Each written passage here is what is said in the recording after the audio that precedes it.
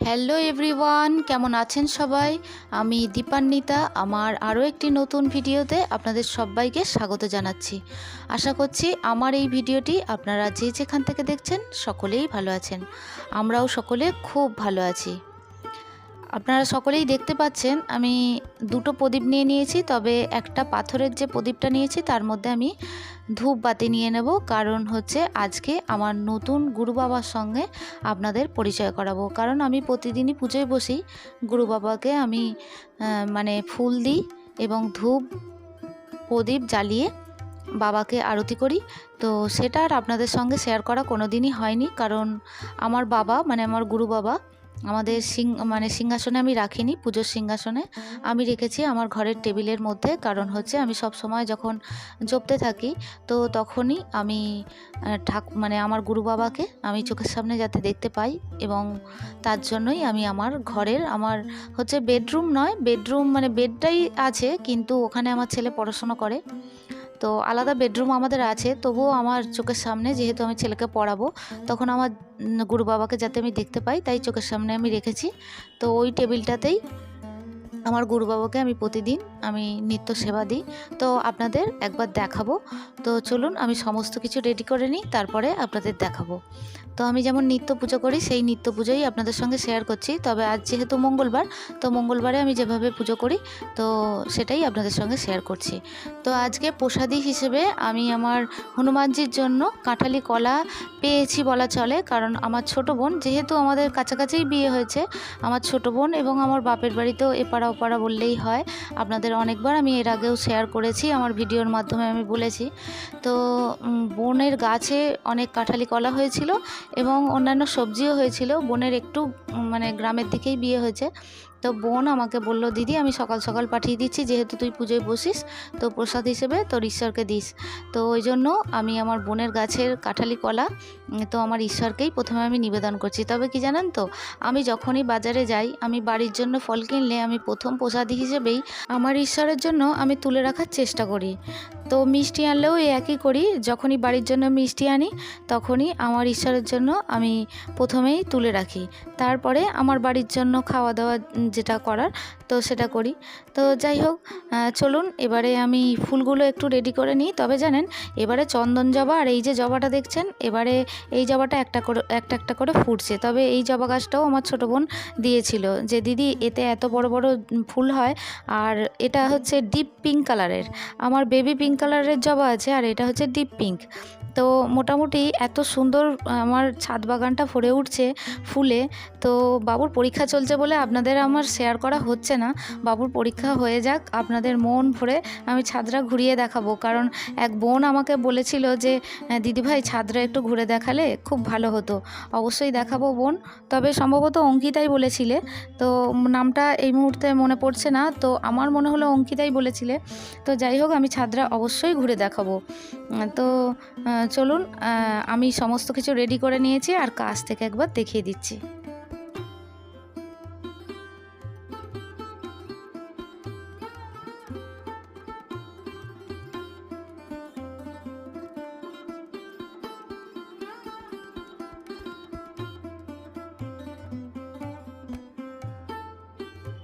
তো চলুন, সমস্ত কিছু রেডি করে আমার গুরু বাবার কাছে আমি চলে এসেছি।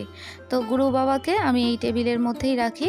তো প্রথমেই একটা তিলক দিয়ে দিচ্ছি, তারপরে ধূপ বাতি জ্বালিয়ে, আর গুরু বাবার যেহেতু গেরুয়া রং ভীষণ পছন্দের, তো তাই আমার ছাদ বাগানে গেরুয়া কালারও বলা চলে বা অরেঞ্জ কালার বলা চলে, তো সেই ফুলটাই আমি প্রথম নিবেদন করলাম।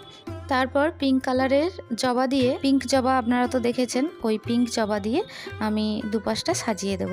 তো কোনো দিন সময় হয়ে ওঠেনি আমার গুরু বাবার সঙ্গে আপনাদের পরিচয় করানোর।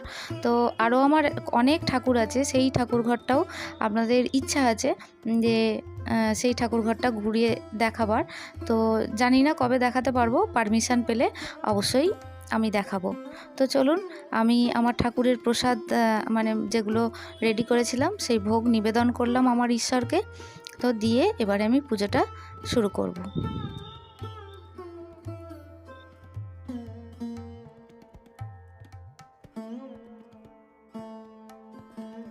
তো তো চলুন পুজোয় বসে পড়েছি, আর পুজো করতে করতে আপনাদের কিছু মিষ্টি মিষ্টি কমেন্ট পড়ে নেওয়া যাক।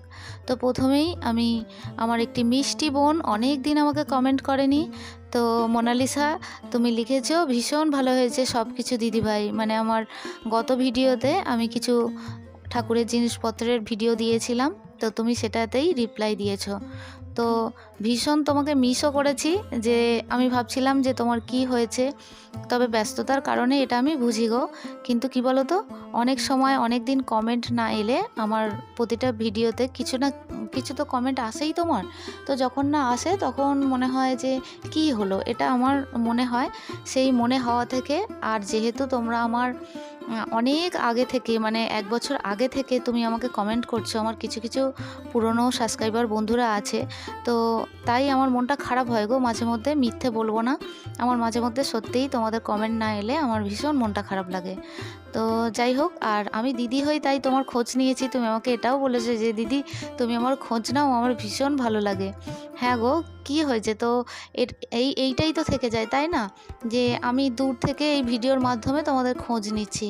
তোমাদের সঙ্গে আমি জানি না কবে কি দেখা হবে, বা জানি না, কিছুই বলতে পারছি না। তবে ঈশ্বরের পুজো করছি, তো ঈশ্বরের পুজো করতে করতেই ভাবি যে ঈশ্বর আমাকে এত মানুষ ভালোবাসে ইউটিউবের মাধ্যমে, আমি জানি না তোমাদের সঙ্গে আমার কবে দেখা হবে। তো তুমি ভিডিওর মাধ্যমে আমার অনেক ভালোবাসা নিও, অনেক আদর জানাচ্ছি ভিডিওর মাধ্যমে। এরপরে আরও একটি মিষ্টি কমেন্ট পড়ব অঙ্কিতার। অঙ্কিতা লিখেছো যে খুব ভালো হয়েছে জিনিসগুলি, তোমার ভিডিও দেখতে আমি ভালোবাসি। ভাই কেমন আছে দিদি? ভাই ভালো আছে গো, তবে কি জানো তো, ওর তো পরীক্ষা চলছে, তাই একটু চাপেও আছে। মানে প্রতিদিন যেহেতু পরীক্ষাগুলো এক্সামগুলো চলছে, এবার আমি তড়িঘড়ি করে ওকে নিয়ে যাচ্ছি, কোনো রকমে খাওয়া দাওয়া করেই বেরিয়ে পড়তে হচ্ছে। আবার যখন ছুটির টাইম হচ্ছে আমি ওখানে থেকেই যাই, তারপরে তড়িঘড়ি করে এসে বেচারা ঘুমাতেও পারছে না। মোটামুটি এই বলা চলে যে খুব ভালো আছে সেটা বলবো না, মানে মোটামুটি আছে। তবে পরীক্ষাটা এক্সাম শেষ হয়ে যাক, অবশ্যই তোমাদের সঙ্গে আবারও আমি যখন পুজো করি, আমার হাতে হাতে ও মানে যে কোনো জিনিস আমার প্রয়োজনে কাজে লাগে, আমি বসে থাকি তো, মানে বসে বসে যখন পুজো করি ও তখন আমাকে হেল্প করে। তো আশা করছি ওর আরও 3টে এক্সাম আছে, তো 3টে এক্সাম যেন ঈশ্বরের কৃপায় ভালো হয়। তোমরা সবাই আশীর্বাদ করো, আর ও মোটামুটি আছে। আর তুমি আমার অনেক ভালোবাসা নিও, আর অনেক আদর জানাচ্ছি ভিডিওর মাধ্যমে। আর এইভাবেই মাঝে মধ্যে কমেন্ট করো, ভালো লাগবে আমার। তো এর পরের কমেন্টটি পড়ব মিষ্টি একটি বোন মৌমিতা। তো মৌমিতা লিখেছো সরি দিদিভাই, তোমার ভিডিও দেখার সময় পাইনি, তাই তোমার ভিডিও তার পরদিন দেখেছি। তোমার সব জিনিসগুলো খুব সুন্দর হয়েছে। সরি বলবে না দিদিভাইকে, দিদিভাই বোঝে গো, কিন্তু তবুও কি জানো তো, এটা মিথ্যে আমি বলবো না যে তোমরা কমেন্ট না করলে আমার একটু মনটা খারাপই হয়। কারণ তোমাদের যেহেতু আমার মন খারাপের থেকে তোমাদের ভাই তো কমেন্টগুলো প্রথমেই পড়ে, কারণ সে জানে যে আমার সম্পর্কে কে ভালো কথা লিখেছে, জানো তো, ও তো বাচ্চা মানুষ। তো যতই হয়তো ক্লাস ওয়াইজ অনেকটা উঁচু ক্লাসে উঠে যাচ্ছে, কিন্তু কি বলো তো, বয়সটা তো একটা সংখ্যা মাত্র, কিন্তু বাচ্চামি তো আর যায় না। তো সেই জায়গা থেকে ও মনে করে যে আমার আন্টিরা বোধহয় আমার জন্য ভালো ভালো কথা লিখছে, আমি কই পড়ে দেখি তো ও প্রথমে কমেন্ট সেকশান মানে চেক করে। তো সেটা ভেবেই মানে ওরও আফসোস হয় যে আজকে আন্টিরা কি কেউ আমাকে কমেন্ট করলো না, এই যা। তো আমারও মনটা ওই জন্য খারাপ হয়। তো যাই হোক, তোমাদের অনেক কথা আমি মানে বলতে বলতে অনেক কথা শেয়ার করে ফেলি, মনের কথা। জানি না কার কি লাগবে, মানে খারাপ ভালো লাগা তো আছেই মানুষের।